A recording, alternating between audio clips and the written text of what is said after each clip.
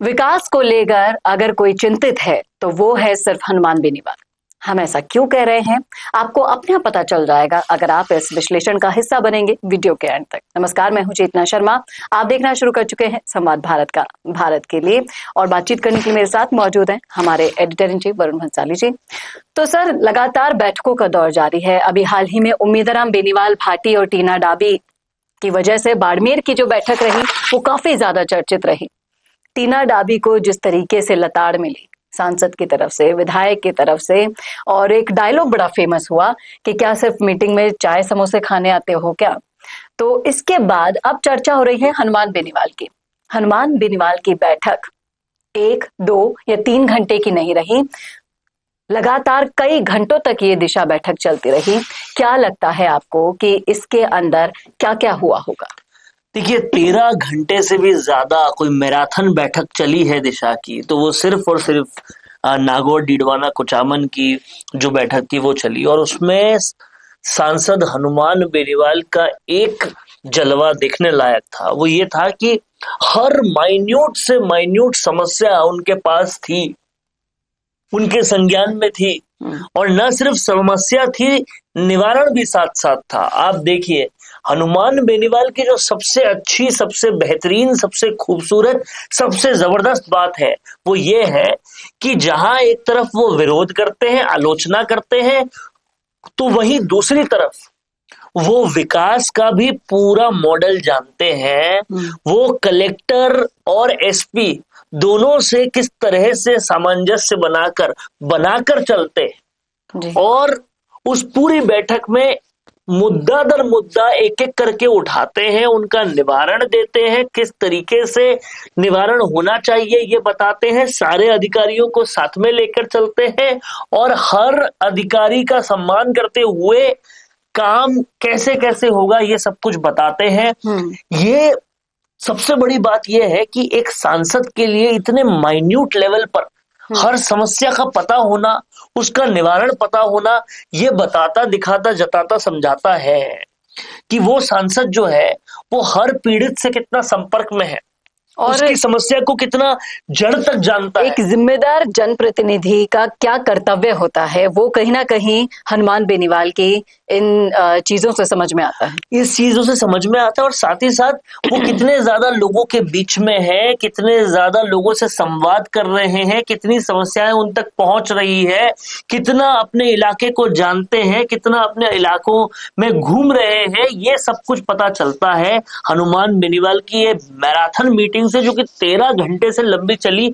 आप ये समझिए कि एक तो सिर्फ पॉलिटिशियन होने के लिए होना होता है, लेकिन एक अपने इलाके को रग रग से जानना, पहचानना, उनकी समस्याओं को, उस समस्या की पीड़ा कितनी गहरी है इस बात को समझना और फिर अधिकारियों से उसका काम करवाना। हनुमान बेनीवाल की हम हमेशा इस बात की बात करते हैं, चाहे भाषा कैसी भी हो, चाहे आलोचना कितनी भी हो, जो कुछ भी हो, लेकिन सबसे बेहतरीन बात यह है, ये सब करते हुए ज्यादा से ज्यादा काम करवाना भी हनुमान बेनीवाल जानते हैं। और वो इसीलिए जानते हैं क्योंकि वो अपने इलाके को पहचानते हैं, काम कैसे होगा इस बात को समझते हैं और जहां काम होना है वहां के अधिकारियों को साथ में कैसे लेना है वो चीज जानते हैं।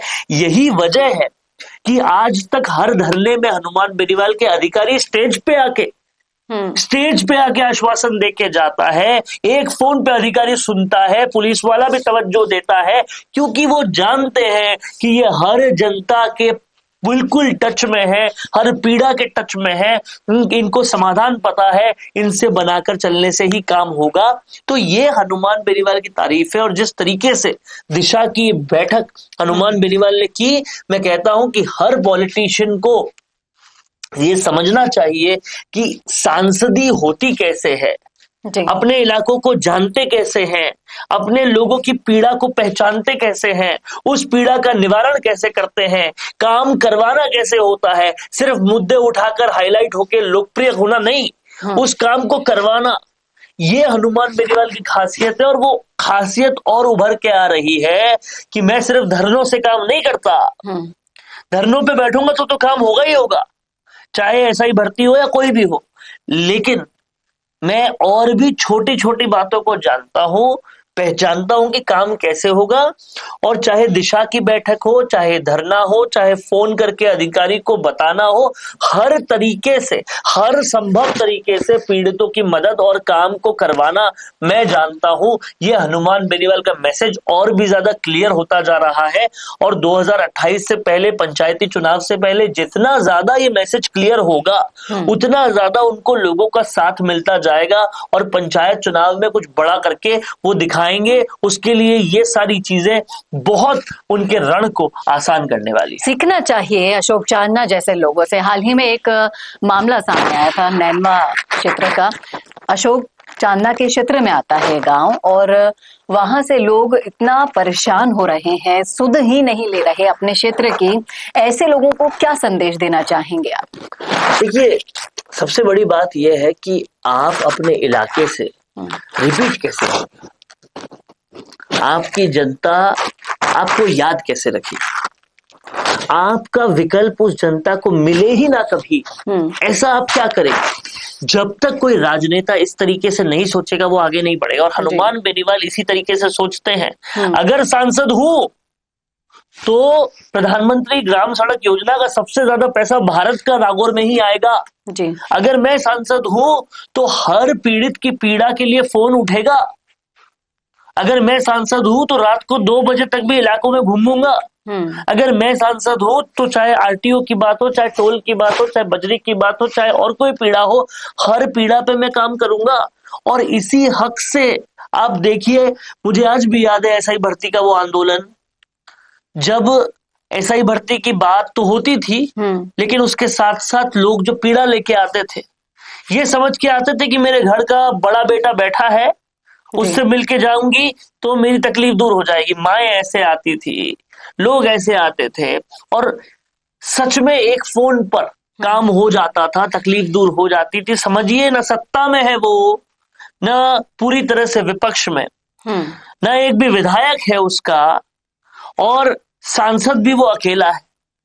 लेकिन अकेला होकर अगर रिजल्ट दे रहे हैं और 100 लोगों पे भारी है, तो फिर जनता क्यों ना ऐसे की आभारी हो, ये समझना जरूरी है। और हनुमान बेनीवाल की लाख आलोचनाएं हो, लेकिन इस बात पर उनकी तारीफ करने के अलावा और कोई विकल्प ही नहीं है और कोई तरीका ही नहीं है। क्योंकि सिर्फ हल्ला करना नहीं, काम करना भी जानते हैं, करवाना भी जानते हैं, जनता के लिए काम हो ये जानते हैं। और ये दिशा की बैठक एक बार फिर ये साबित कर रही है कि हनुमान बेनीवाल का नागौर में शायद कोई विकल्प नहीं है।